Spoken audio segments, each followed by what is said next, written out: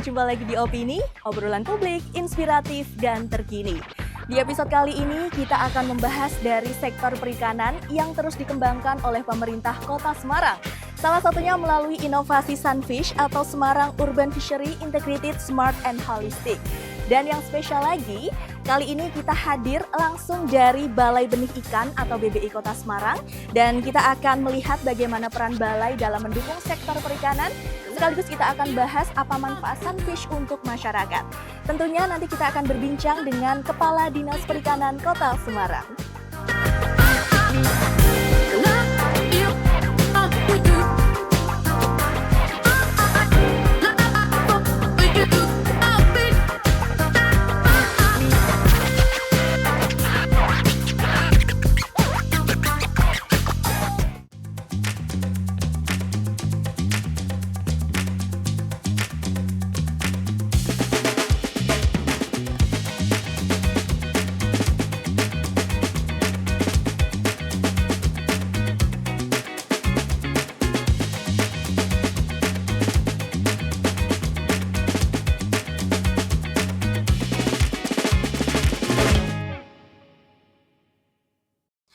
Baik, people, sudah bergabung bersama dengan kita Kepala Dinas Perikanan Kota Semarang, Bapak Sunarto Eskom MM. Selamat pagi, Bapak. Pagi, Mbak Nima. Apa kabar, Pak? Baik, sehat, luar biasa.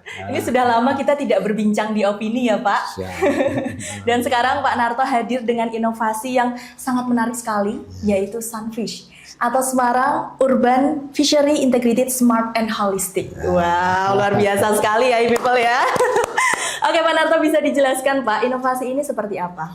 Ya, Sunfish ini sebenarnya berawal dari keprihatinan dari setelah kita di Dinas Perikanan itu membaca data yang ada gitu ya. Artinya dari isu faktual itu bahwa tingkat supply dan demand dari di Kota Semarang terkait dengan kebutuhan ikan ini luar biasa. Kita tahun 2025 itu supply-nya itu hanya 7.000. 7.000 atau 7 ton 7 gitu ton ya. Ya, Pak. 7 ton dalam 1 tahun. Sedangkan tingkat kebutuhan di Kota Semarang untuk dikonsumsi ikan itu adalah 44 ton. Wow. Ini sebuah gap yang luar biasa. Satu sisi gap dari supply dan demand itu ternyata salah satunya adalah semakin berkurangnya lahan. Karena di daerah pesisir, utamanya di Pantura itu kan karena faktor alam maupun faktor lingkungan itu potensi-potensi perikanan payo itu semakin turun. Artinya banyak tambak yang sekarang sudah tidak produktif. Beralih fungsi juga. Beralih gitu fungsi ya, Pak? juga, akhirnya tidak bisa ditanami ikan gitu. Yang ketiga kaitan dengan semakin turunnya tingkat minat untuk berbudidaya khususnya di teman-teman milenial. Generasi mudanya sangat kurang gitu. Nah, artinya setelah kita data itu hampir 44% pembudidaya usianya sudah 45 tahun ke atas. Sudah lanjut ya, Pak? Ya, sedangkan yang usia milenial ini semakin berkurang. Nah, ini dengan gambaran latar belakang itu kita pengen ada sebuah program menjawab tantangan itu semua, namanya Sunfish, Semarang Urban Fishery, yang terintegrasi, smart dan holistik gitu. Ada sentuhan-sentuhan teknologi, kerjasama seluruh pihak dan sebagainya, sehingga kaum milenial tadi nanti dengan adanya teknologi itu menjadi menghilangkan gambaran bahwa berbudidaya ikan itu susah, berbudidaya ikan itu kotor dan tidak menjanjikan. Nah, sehingga ada sentuhan-sentuhan digitalisasi dan teknologi, kita jawab bahwa sebenarnya perikanan menyenangkan. Benar sekali. Karena memang kita lihat ya, Pak, paradigma sekarang itu generasi milenial tuh lebih tertarik dengan yang serba digital. Digital. Yes. Betul, ya. Makanya kalau misal inovasi perikanan ini diintegrasikan dengan digital itu pasti menarik minat masyarakat juga ya, Pak. Itu salah satunya itu, sehingga terkait dengan integrasi kemarin ini kita juga sudah dapat support dari beberapa stakeholder, termasuk perguruan tinggi. Contoh di Karangturi kemarin juga mensupport kami di Sunfish untuk bagaimana bisa mewujudkan Sunfish sebagaimana konsep ini kan hulu hilir perikanan, mulai dari pemijahan, pembesaran, terus kemudian sampai ke pengolahannya gitu. Nah, diversifikasi olahannya, iya. Dan termasuk nanti salah satunya adalah pemasaran lewat online. Itu. Jadi kita berharap Sunfish ini programnya hulu hilir nanti semua dapat dari konsep perikanan itu. Gitu. Oke, baik. Nah, kalau kemarin saya sempat cek juga ya Pak, itu ada platformnya. Nah, platformnya ini juga menarik Pak. Di dalamnya ada fitur-fitur yang canggih begitu ya. Kita bisa melihat harga ikan. Kemudian bahkan kita bisa sampai lihat ikannya ini diolah apa aja gitu. Oke, ini bisa dijelaskan Pak? Ya, salah satu upaya kami memasyarakatkan budidaya ikan atau bahkan mengedukasi ya, meliterasi. Kita punya pengalaman anak-anak kita, bahkan mungkin cucu-cucu kita itu sudah tidak kenal lagi namanya wader. Wader itu seperti apa gitu. Nah, terus nila itu seperti apa mereka sudah tidak tahu. Lah, untuk itu kami juga sekali lagi salah satu program di Sunfish karena hulu hilir tadi kami rubah. Yang tadinya lokasi ini adalah BBI, Balai Benih Ikan, ini kita tambah fungsionalkan. Namanya nanti adalah BBI Edufishery, jadi pusat perikanan, belajar perikanan di Kota Semarang. Kami sangat prihatin kemarin hasil penelusuran bahwa pertanyaan menarik, kalau mau belajar tentang ikan di mana ya di Semarang, kemana gitu. Lah ini kan ternyata tidak bisa kita jawab gitu ya. Kalaupun ke pembudidaya langsung mereka biasanya sibuk dan sebagainya. Untuk itu pemerintah kota hadir. Lewat dinas perikanan, BBI yang tadinya hanya untuk pembenihan, sekarang kita tingkatkan menjadi pusat pelatihan pembelajaran di perikanan di Kota Semarang. Terus kemudian di BBI ini kita buat namanya Lakon Sunfish. Apa itu Pak? Lakon Sunfish. Lakon Sunfish ya. Ya, yang namanya budidaya belajar itu pasti ada kejadian-kejadian atau pembelajaran di lapangan yang harus dikonsultasikan. Nah ini kemana gitu. Nah, sehingga di BBI kita buat ini ada layanan namanya layanan konsultasi, lakon gitu ya. Oh, lakon itu maksudnya layanan konsultasi gitu ya, bagaimana layanan konsultasi untuk berbudidaya ikan gitu. Nah ini teman-teman tim sudah bersepakat kita bisa sampai jam 9 malam gitu ya, karena biasanya kadang beberapa pembudidaya itu kan sifatnya masih sambian itu ya istilahnya sampingan gitu atau hobi gitu. Nah sehingga di luar jam kantor mereka atau setelah mereka berkantor mereka bisa berkonsultasi ke tempat kami.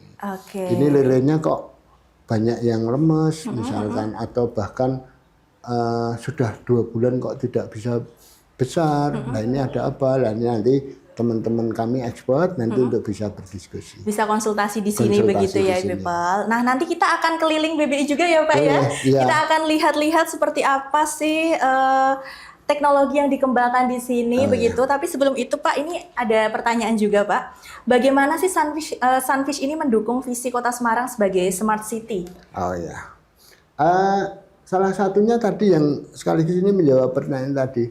Kami punya namanya platform digital yang dalam bentuk web-based ya, yang nantinya ini juga akan kita kembangkan lewat aplikasi Android gitu, yang kami dedikasikan untuk seluruh stakeholder perikanan, mulai dari masyarakat pembudidaya, bagaimana teknis-teknis budidaya pembenihan dan sebagainya, sampai ke yang pemasaran gitu. Jadi kami punya konsep bagaimana setelah berhasil budidaya itu masarnya juga mudah gitu ya.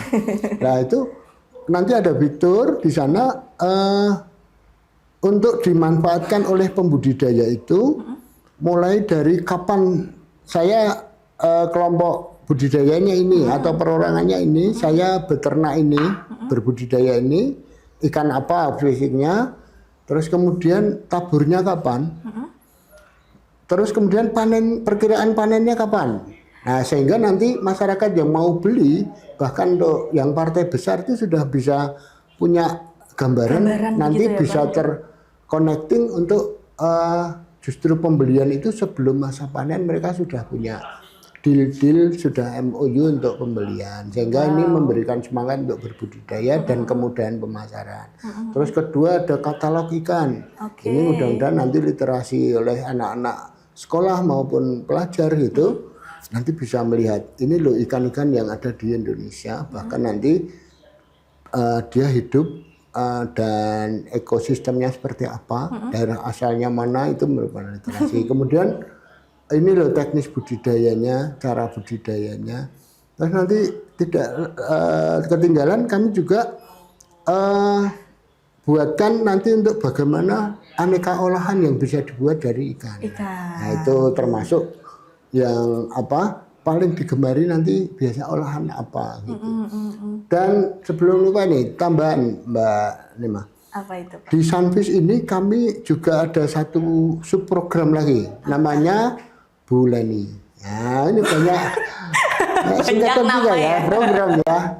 Memang karena holistik tadi, artinya hulu hilirnya, salah satunya adalah Bu Leni.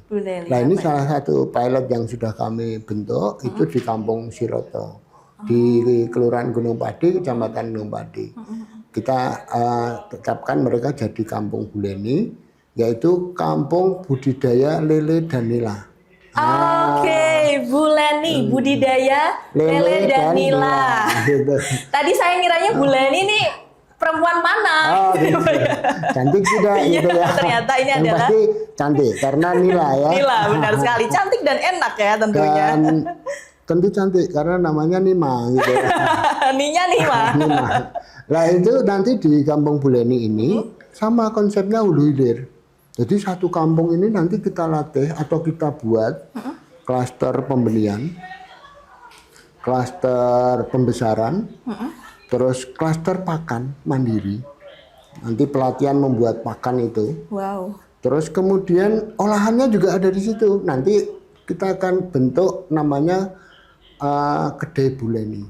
Kedai Bu Leni binaan. Nah, nanti yang apa gitu ya, ini Pak? sudah ada yang inden untuk bisa membina, membuatkan kedainya gitu ya. Alhamdulillah ini dari CSR juga. Alhamdulillah ini kan berarti betapa sebetulnya masyarakat kita, stakeholder kita itu sangat perhatian terhadap dunia perikanan gitu ya, dan semangatnya seperti itu. Dapat sambutan baik ya Pak memang dari berbagai pihak. Termasuk kemarin salah satunya Karang Turi tadi. Nah, Karang Turi terus kemudian UNES bantu. Terus ini juga PLN sudah masuk nanti namanya program 5 Kolbu. 5 Kolbu. Ya, Oke, kan tadi sudah ada. Banyak hal-hal yang harus kita beri nama. 5 Kolbu itu listrik masuk kolam budidaya gitu. Listrik masuk kolam budidaya. Masuk ya, 5 Kolbu gitu. Artinya kalau pembudidaya itu rumahnya di sini, kadang budidayanya ada di kebun sebelah itu. Sedangkan kolam budidaya itu pasti butuh listrik. Benar. Nah itu sehingga kalau harus pasang sendiri kan tiang-tiangnya itu cukup mahal gitu ya. Nah ini nanti supporting dari PLN. Wow. Lewat program 5 Kolbu. 5 Kolbu tadi. Oke. Dan ini sudah berjalankah Pak atau? Yang sudah berjalan di pembentukan Kampung Bu Leni. Nanti setelah ini terbangun kolam-kolam nanti masuk dari PLN. PLN-nya Dan masuk. alhamdulillah sudah mendapatkan advice dari PLN itu. Oke, tadi ada Bu Leni, ada 5 Kolbu begitu ya, people. Ini memang inovasi dari Dinas Perikanan itu tidak akan ada habisnya ya. Ini kalau mungkin next time kita akan opini lagi, ada lagi nih gebrakannya ya. Oke, people, memang inovasi Sunfish ini hadir dari tadi keresahan bahwa stok dan juga kebutuhan ini berbanding gapnya sangat besar ya Pak. Besar, ya. Benar. Kemudian dari untuk menggait kaum milenial juga yang sekarang sepertinya susah begitu untuk masuk ke dunia perikanan, maka muncullah inovasi atau program yang namanya Sunfish ini. Dan ini yang ditunggu-tunggu oleh people Pak, karena nanti kita akan keliling BBI untuk melihat seperti apa kegiatan-kegiatan di sini. Siapa tahu nanti people akan melakukan konsultasi begitu ya Pak ke sini. Atau pelatihan. Atau pelatihan. Karang Taruna dari teman-teman milenial nanti silahkan mengajukan permohonan untuk pelatihan. Kami gratis, nanti snacknya dari kami. Snacknya dari sini ya people. Jadi jangan kemana-mana. Dapat ilmunya. Iya. Gitu ya. Penasaran nih people? Jangan kemana-mana, tetap di Opini.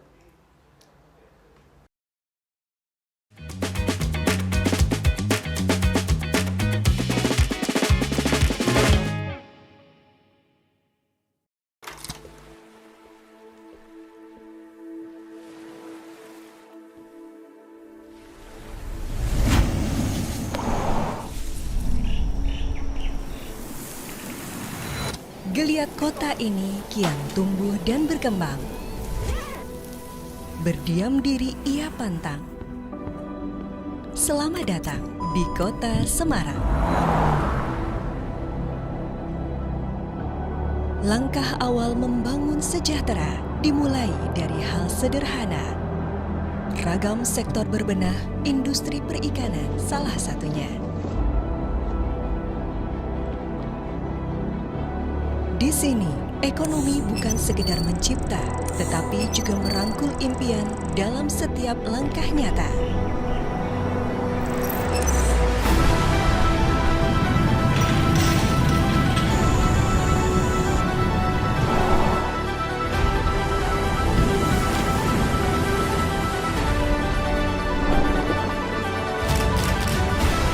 Sekarang kan banyak banget nih di Semarang UMKM-nya. Semakin kesininya tuh semakin maju sih Mas. Jadi kayak semakin berkembang. Salah satunya terus kayak izin-izinnya juga mereka sudah lengkap, sudah BPOM, sudah SNI, sudah SKP kayak gitu-gitu. Menolak padam, industri perikanan Semarang berkembang gemilang.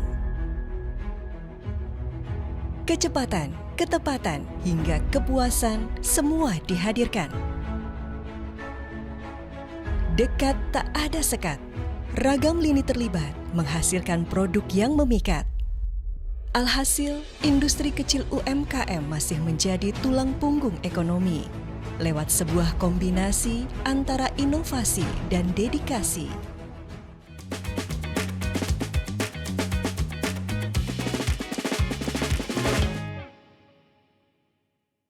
Oke, people, kita sekarang masih bersama dengan Kepala Dinas Perikanan Kota Semarang, Pak Sunarto.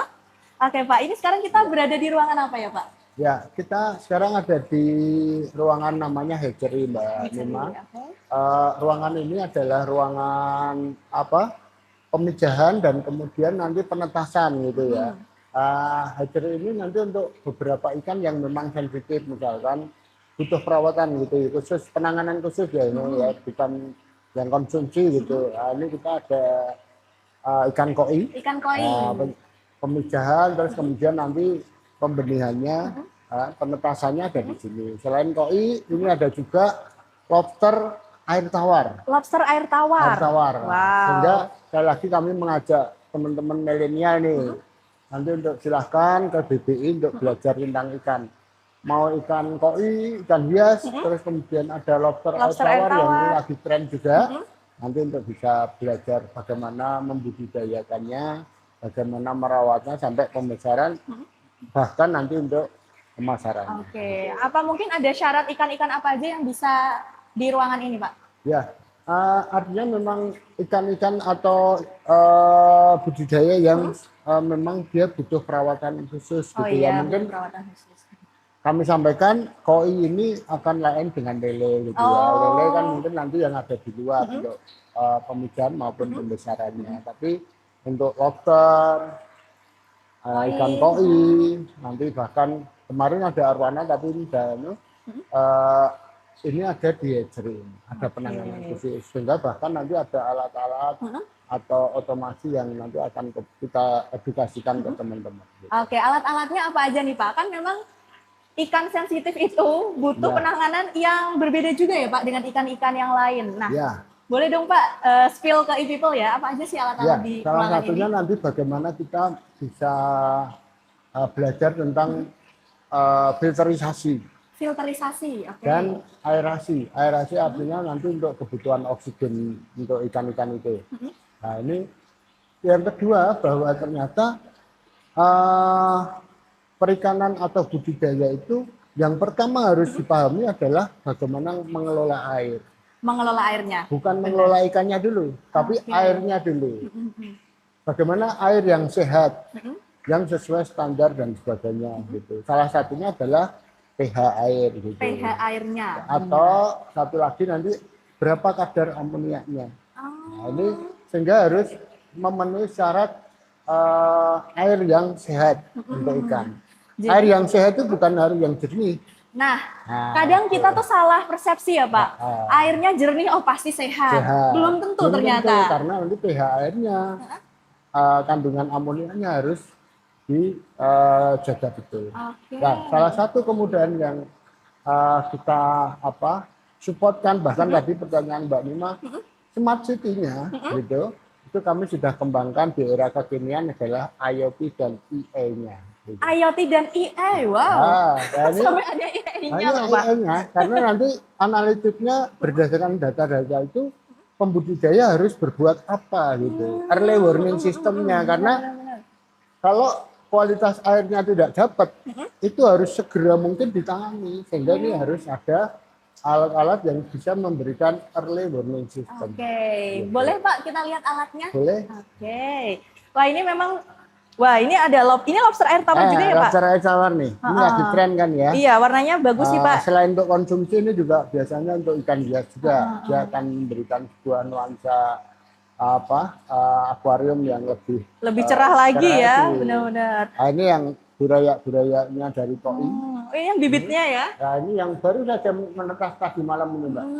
Masih lembut, ya ini tentu butuh perawatan dan penanganan khusus, termasuk kebutuhan oksigennya. Gitu. Oke. Alatnya seperti, di ujung itu ya Pak? Ya. Nah ini nanti salah satu inovasi kami kembangkan kemarin, ini adalah IoT untuk mengukur pH air dan kandungan amonia dari air yang ada di bawah. Karena seperti ini, mereka sangat sensitif, kecil-kecil banget kan ini. Ini harus betul-betul terjaga kualitas airnya. Ini toh Pak, kalau misal kita salah nangkep aja nanti bisa mati semua ya Pak. Ya, bukan salah nangkep sih, lebih ke salah penanganannya. Penanganannya teman kan kita sudah berhasil pemijahan, lalu di masa kritis yang seperti ini harus ada pengukuran kualitas air yang harus betul gitu ya. Makanya perawatannya benar kehadiran IoT, inovasi dari kami nanti ini adalah salah satu upaya untuk solusi kalau pembudidaya itu masih tahapan-tahapan yang harus pembelajaran ya, Pak. Jadi nanti e-people kalau misal pengen pelatihan di BBI ini bisa langsung melihat alat-alatnya di sini, kemudian bisa belajar langsung bagaimana cara untuk pengukuran pH airnya yang baik begitu, dan tidak hanya melihat, mempraktekkan. Itu yang mempraktekkan. Karena budidaya tidak bisa dilihat, tidak bisa dipelajari dalam bentuk buku, tapi harus praktek. Inilah yang nanti harus kita fasilitasikan kepada teman-teman semua. Oke, harus praktek langsung juga begitu ya, people. Ya. Nah, setelah dari ruangan hatchery ini kita mau lihat juga nih Pak, pakannya seperti apa nanti. Oke, kita akan langsung menuju lokasi pakan ikannya ya Pak. Oke.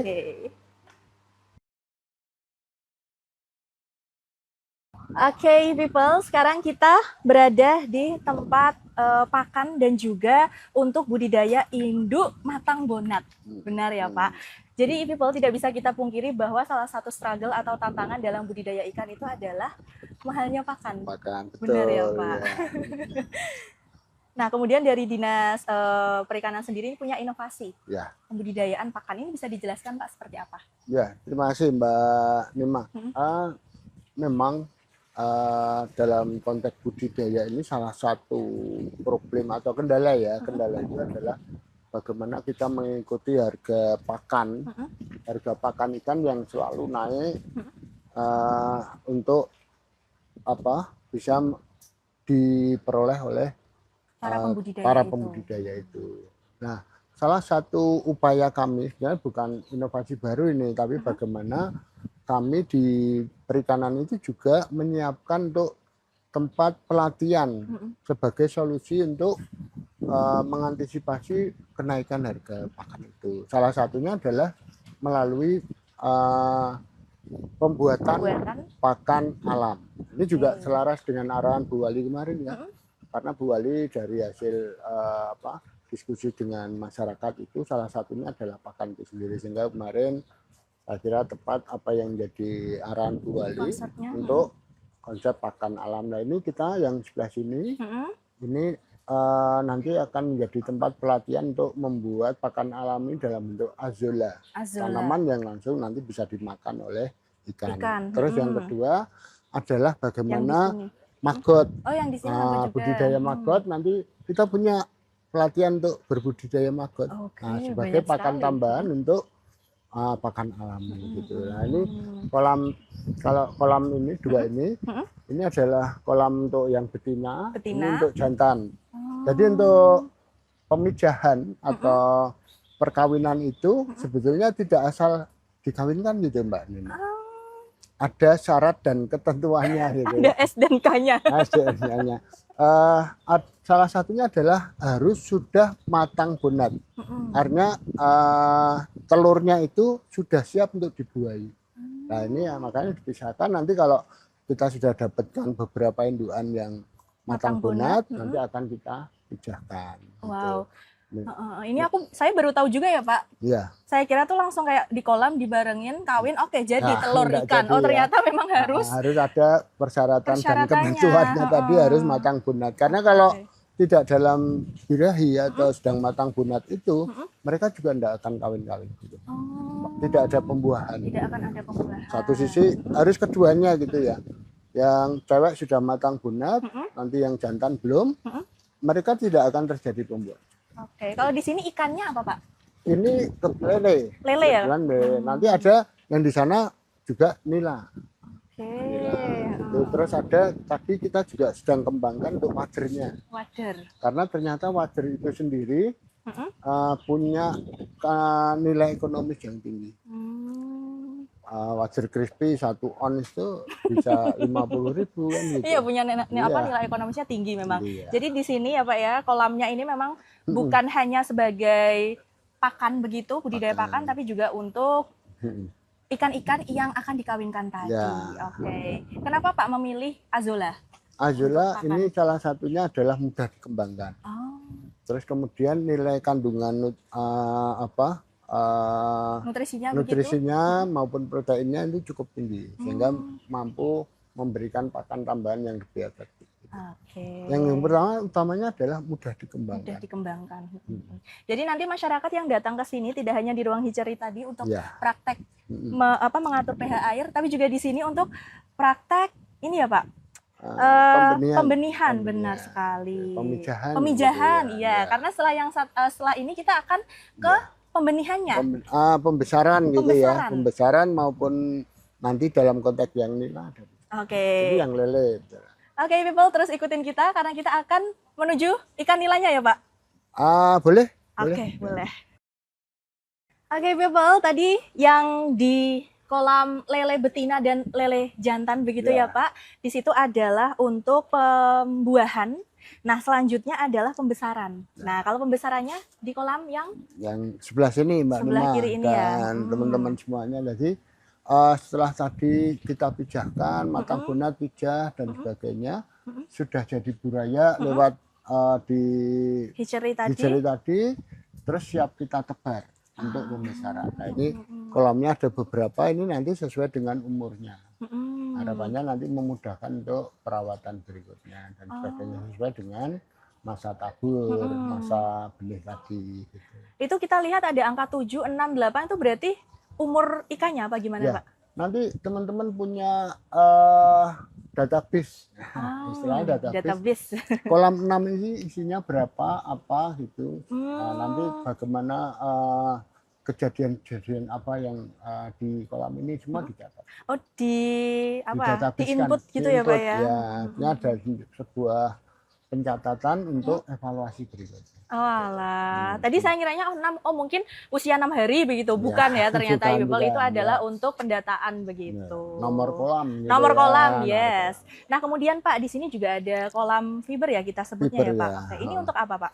Ya, kalau secara fungsional, ini adalah tempat sementara untuk layanan kita ketika mau nanti untuk distribusi keluar. Kalau yang di sini, tapi sebenarnya ini juga sebagai tempat pelatihan untuk yang budidaya ikan kelas rumah tangga. Kelas rumah tangga.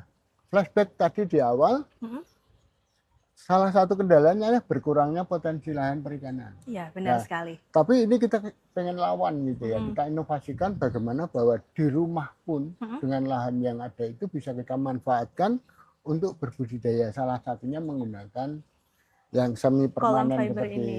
Ya, nanti bisa pakai fiber maupun kita punya yang sampel bis beton, pakai bis beton nanti untuk biaya. Oke, ini sesuai konsep Semarang Urban Fishery, Fishery, benar ya Pak ya?